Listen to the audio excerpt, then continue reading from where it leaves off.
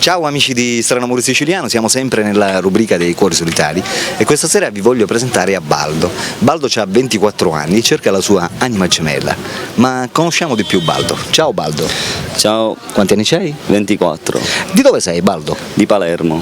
Palermo centrale? No, qui periferia, Sferacavallo. Ascolta Baldo, come dovrebbe essere questa tua ragazza ideale? Ma dovrebbe essere carina, dolce, affettuosa, sincera e diciamo che dovrebbe comportarsi bene con tutti, perché deve essere proprio allegra e sincera più che altro questo. Quanti anni dovrebbe avere?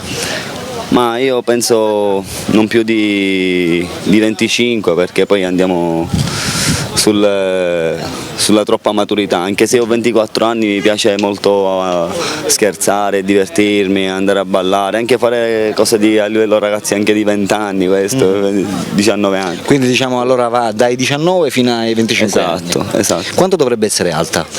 Ma super giù, anche al massimo quanto me, perché poi non voglio fare. Quanto sei alto tu? Ma 1,78. 1,78, hai i capelli castani e gli occhi? Sì, castani. Castani pure. Ascolta, dimmi, quali hobby c'hai tu? Ma il mio hobby è il tuning. Io, oltre il tuning, che non so se voi lo sapete cosa sia. No. Il tuning è tutte le macchine elaborate, tutti i paraurti cambiati, interni fatti. Tipo Fast and Furious. Esatto, tipo Fast and Furious. In più corro in pista. Sono un pilota amatoriale questo.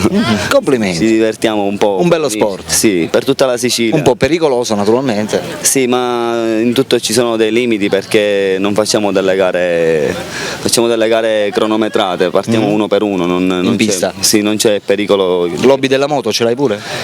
Ma mi piacerebbe, però per come sono io, che sono troppo furioso nel guidare, forse è meglio evitare. Ok, va bene amici, abbiamo conosciuto a Baldo, 24 anni. Per le ragazze che fossero interessate a lui possono chiamare direttamente il suo numero telefonico che vedete in sovraimpressione.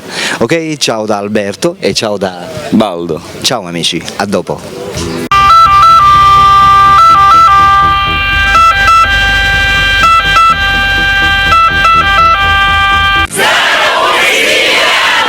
Oh yeah!